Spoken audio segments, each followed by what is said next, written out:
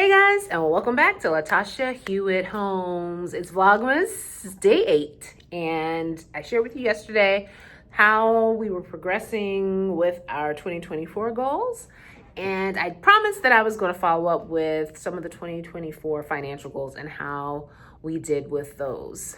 So if you're interested in seeing how we achieved our financial goals in 2024, stay tuned.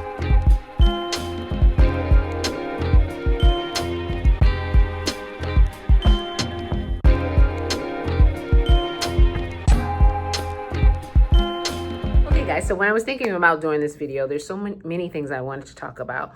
One, I started the year using a budget planner, which is something I had not done before. I usually, create a budget and all of that, but never really had a designated planner. So I wanted to give a little bit of assessment about using this planner, first of all. I really liked it because in the beginning, I did my financial goals. If you didn't see that video, you can go back and take a look. Which we'll talk about the goals. I did a mind map, how we were going to get to achieving these goals and all of that. And so this was really great to do at the beginning of the year or even at the end of last year. Talking about my strategy, some of the tactics I was going to use, some of the important dates coming up in the year. And then just going through, looking at the bill tracker, savings tracker, investment tracker. It was just a lot. And one of the things was expense tracker. And this was a section I thought I was going to use, but I realized some things. I didn't enjoy doing that part. So as I got throughout using this, probably by month 2, I had stopped tracking every expense. For me, it was just a little cumbersome. So even in this video, I'm going to talk also about some of the money strategies I tried this year. I realized didn't work for me, and I was okay letting go of them. But to get started, let's just take a look at our financial goals, and like we did yesterday, give ourselves a grade on how we did. One of them, which I did mention in yesterday's video, was to build the emergency fund to 10K. And I shared previously that this is an emergency fund that I'm building. My husband and I both have an emergency fund that we both have access to. It's one of those things that I'll talk about a little bit later about kind of unconventional ways of doing things. I think it's almost like a little bit of, not a challenge, but wanting to be intentional about what am I saving from my pay? What is he saving from his pay, working together to meet a goal? So I wanted to specifically work on saving $10,000 from my own contributions, financial contributions to the family. And so we were able to accomplish that goal. So I have a check mark by that. So really excited about that. And in another video, I'll share a little bit about how we were able to do that. We talked yesterday about the extra $100 in the mortgage, that we didn't do that every month, but we did it at least half of the months of the year. The other goal I had, and these are the new ones that I didn't mention. One was using sinking funds, and I didn't bring the binder with me, but I had a binder where I had the little pockets in there. I gave them assignments. I think I had household, kids, gifts, all of that. It started off great. The first 2 months, I was really taking money out of the bank and putting it in the slots, and that kind of fell off. So I did not really accomplish that goal. So if I was going to give myself a grade out of 10, I probably would just say like a 2 out of 10. But I'm going to talk a little bit more about that later in terms of what I want to do for 2025. So I really did not accomplish that goal of using sinking funds in the way that I intended. And for those who like, what are sinking funds? That's pretty much putting money aside for things that are coming up, expected expenses. And so I'm going to talk more about what I'm going to do with that.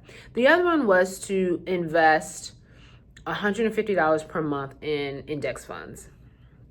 And I definitely accomplished that. As a matter of fact, when I realized, looking at some of the numbers, that I could probably do a little bit more, I actually contributed $200 per month. I use Fidelity. I like Fidelity. I think it's an easy platform to use. And so that's what I use to invest in index funds every month. So that's a big 10 out of 10. We did that every month.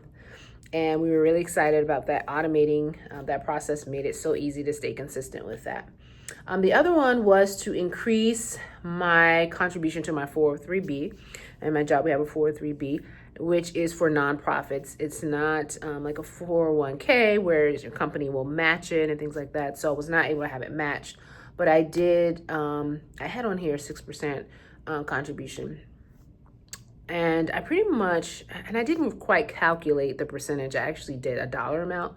So I did invest $350 per month into the 403B for retirement. So very happy about that. Those are pre-tax dollars. So you really feel like you're, getting a more bang for your buck when you contribute that way. The other one was goal 6, was to pay off medical bills. And that happened pretty quickly, to the point where forgot that I even had that was one of my goals. Just, lingering little medical bills that come from what your insurance doesn't cover. So definitely paid that off. One of them was my daughter's braces, paid that off during this year. And that was awesome, because when you pay things off, did you guys know that you tend to have more money to do other things? That's how I was able to increase the investing amount by $50, and also how I was able to build the emergency fund sooner, by having more of those funds going towards additional savings each month. And the other goal I had, so that's a 10 out of 10 for paying off medical bills, 10 out of 10 for the 403B contribution. And then I wanted to earn an additional $20,000 in side hustles. So my side hustles were included real estate and property management. It's so funny. I thought I had calculated this. I don't think I reached 20,000. And I'm just going to do a quick calculation. I don't think I reached 20,000 in additional income from my regular pay. But I do think, when I look at what I made for property management, I probably ended up somewhere around 12,000, and I will calculate that and give the exact number, $12,000. So I didn't quite reach that goal of 20K, but definitely earned some additional income, which was great, and helped me accomplish some of the other goals that we mentioned earlier. So overall, I think my financial goals were realistic.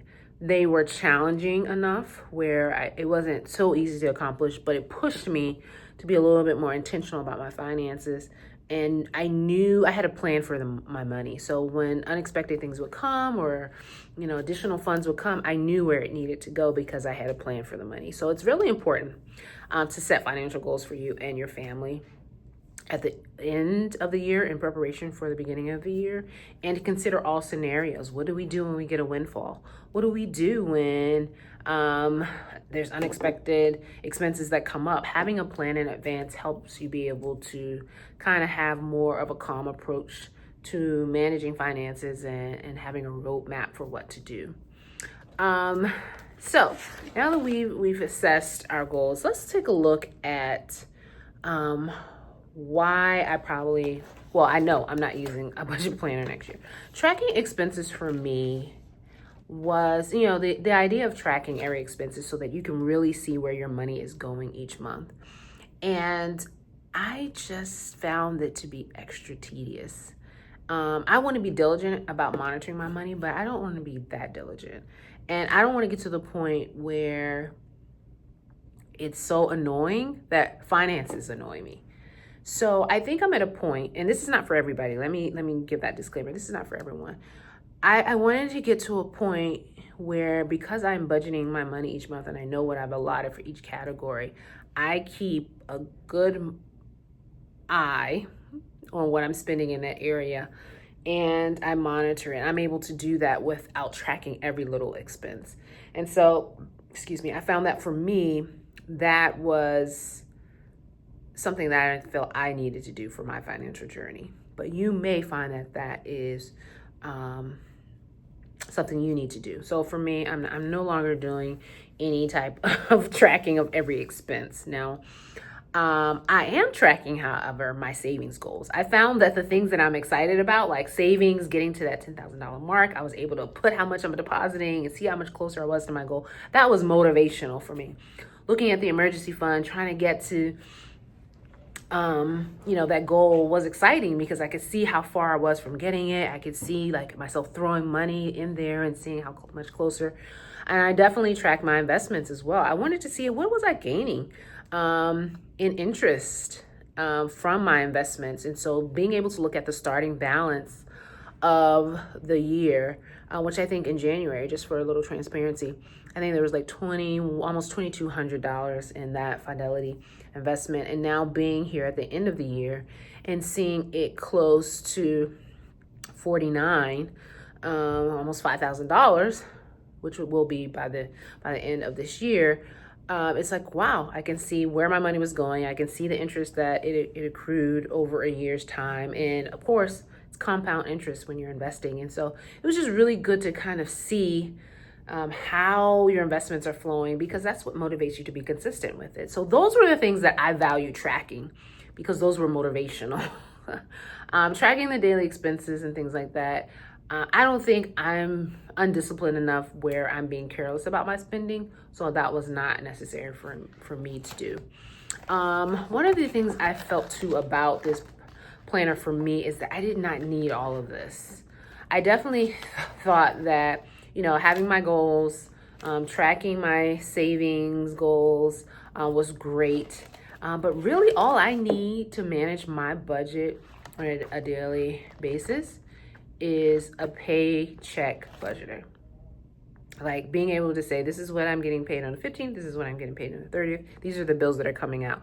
That's really primarily what I needed to monitor my finances. And I just felt like this was just a lot for someone maybe starting out with managing their finances, but not for someone like me who kind of already has a system. And so I went and looked up a bi-weekly budget notebook that I can use. And I got this right on Amazon. I'll put the link there. It's pretty straightforward. So you're able to put what income you have. You're able to put when it's coming in. So because I have a few side hustles, I'm able to put my paycheck as well as what I'm getting from my side hustles each month, all of the bills that I have, all of the savings, which is great. Because I want to be able to track that along with my bills, being able to break it down, all of my expenses, all of my debt, and all of this is on one page. And so I was like, for me, this is what I need, a one pager. Like to be able to see everything in one place by paycheck is great, because I am a paycheck budgeter. Now, I do think it is great to be able to have a monthly overview of what your finances are going to be. But for me, I really like to break it down by paycheck, because I know what's going where, I know where the extra is, and I know how to assign it. So that's how I'm switching up things for my finances in 2025. We're going to use this bi-weekly budget planner. I think it works better for my style of budgeting. And sometimes, guys, you really have to, try a few things so you find what works for you. And so, I'm excited to try using that, and I'll let you guys know how I make out with it. Now, transitioning very quickly to some of the financial goals for 2025. One of them, I was happy to reach that mark of the 10K, actually plus, for 2024 for the emergency savings. But, it's recommended that you should save 3 to 6 months of living expenses. And although combined with what my husband has saved, we probably have that, I still want to challenge myself to get to the 20K, just for what I have saved. And I am looking forward to doing that in 2025, saving 20K. And just so you know, in case I reach that before the end of 2025, my goal is once I reach 20K, the money that I was putting aside for savings, I will now direct to investing. So I will do more into my 403b, but also put the rest of it into my index funds and mutual funds, so that can continue to grow and compound. I want my money working for me, so that when it comes time for me to retire or say I'm ready to step away, I have something that allows me to be able to do that. And so those are the savings goals. Also, going back to the mortgage, because that really is our only major debt, I really want to start chipping away at that. So I one of the easiest ways I think we can do it right now is to pay that month ahead and then start the bi-weekly payments. And in order to enroll in that program, you have to be a month ahead in your mortgage. So that's the goal, because once you do that, you're able to eliminate paying a lot of extra interest because you're paying on it on a bi-weekly scale. So that's another financial goal we have for 2025, to be able to do that and cut out some of that interest. Give me all my money. or let's get this balance down quickly. That's really the goal. Also, I am going to re-engage sinking funds for 2025. So that's going to be my little financial challenge. I definitely want to be able to put money aside, because there are a few things that I learned this year. One, children are expensive and children need things very often. So I definitely need to do a little bit better about putting money aside each paycheck towards things that my children need. And I already had a sinking fund for that. I just was not diligent in it. So I'm going to do that. They may not always be cash sinking funds. I will also create digital sinking funds where the money is going somewhere else, just not in my checking account. And I do have savings accounts for my children where I can set that up to be automated. So that's another goal. We have to be more intentional about putting money aside for children, just their expenses, separate from what I've already done. And in terms of other financial goals for the year, definitely saving for our vacation. Actually, it's become a budget item. That's something that I pay every month out of my paycheck. So I'm happy to be able to fund that with pay and not go into debt. So that's really the goal, not going into debt for the things that we want to do, one of them being our vacation in 2025. So cash flowing as many expenses as possible is the goal. So I'm keeping the goals pretty simple financially. Last year, we were building, and we built a nice little cushion to help us be able to catapult into some of these other financial goals that I just shared. And that's the beauty of having a financial plan. You're really allowing yourself to go to the next level. And so as we built last year or this year, next year, we're going to be leveling up, seeing what we can do to improve our finances overall. And that's the goal. So I also wanted to share some other things that I feel like may not be popular opinions about finances that I have started to incorporate.